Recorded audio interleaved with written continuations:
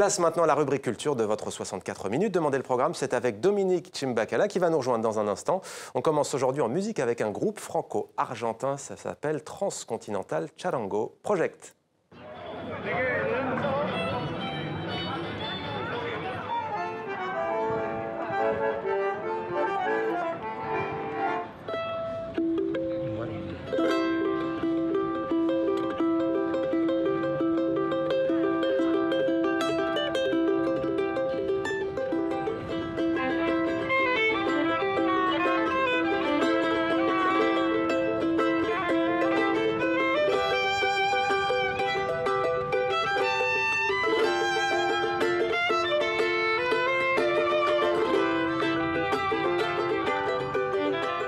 Bonsoir Dominique, bonsoir, ravi de vous retrouver. Une guitare andine, un violon français, d'excellents musiciens et on se retrouve avec ce projet musical plutôt novateur. Voilà, c'est un bon résumé, Mohamed. Le Transcontinental Charango, c'est un projet qui est né dans la tête d'un violoniste français, brillant et atypique. Il s'appelle Yann Gaël Poncet, études musicales classiques, grand prix de l'Académie du Jazz. Mais son propos à lui, c'est de dire la musique est un langage et puisque c'est un langage, alors il doit nous servir à dialoguer avec les autres et notamment à ceux qui nous ressemblent le moins. Et c'est ce qu'il a fait dans ce projet avec cet artiste, ce joueur de charango, vous savez, la petite guitare des Andes, un joueur qui s'appelle Oscar Miranda, qui est un des joueurs les plus doués de sa génération. Ils n'ont pas encore sorti d'album, mais ils se produisent en avant-première le 12 juillet près de Lyon. Ce sera au festival Fêtes Escales à Vénissieux et nous les avons rencontrés.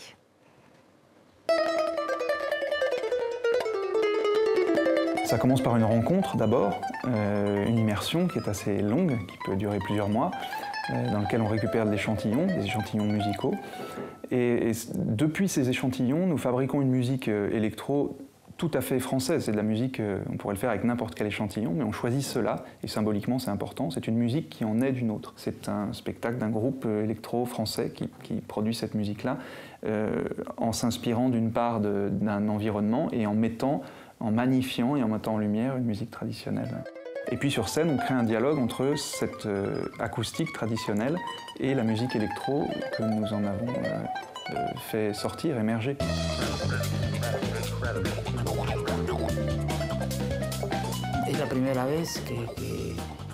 C'est la première fois que je fais partie d'un projet de ce genre.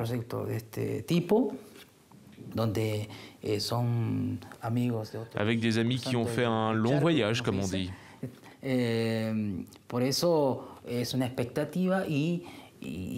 Donc il y a beaucoup d'attentes et j'essaierai d'apporter ce que l'on fait depuis toujours. Ce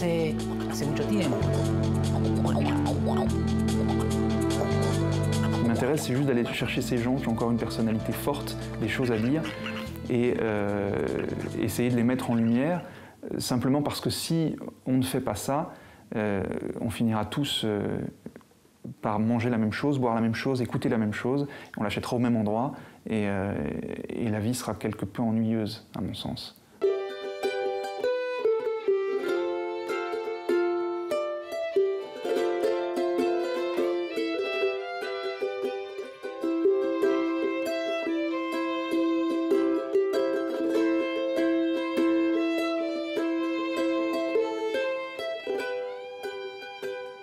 Transcontinental Charango Project. Merci pour cette découverte, Dominique. On continue en musique. On va remonter le continent américain qui nous amène à Montréal, cette fois, avec le Festival de Jazz. Oui, le Festival international de jazz à Montréal, 35e édition cette année, avec des invités prestigieux comme Ben Harper, Aretha Franklin, Keith Jarrett, aussi des groupes un peu plus funk, comme Earth, Wind and Fire. Vous vous souvenez la musique d'Intouchable, voilà.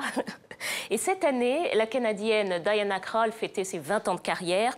Elle a donné un concert gratuit devant des milliers de personnes sur la Place des Arts à Montréal. C'était dimanche soir. Vous savez, Diana Krall, c'est l'artiste de jazz sans doute la plus populaire au monde. Elle fait beaucoup de reprises de standards, mais elle est aussi auteure, compositeur, pianiste. Elle vend des millions d'albums dans le monde. Elle adore le Festival de jazz de Montréal. On écoute ce qu'elle en dit.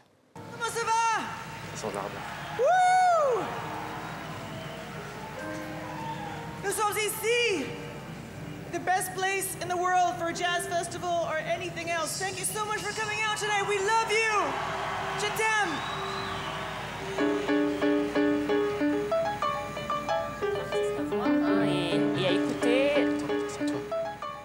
Voilà, beaucoup d'autres artistes encore à voir et à écouter au cours de ce festival de jazz à Montréal. Et ce sera jusqu'au 6 juillet, place des festivals.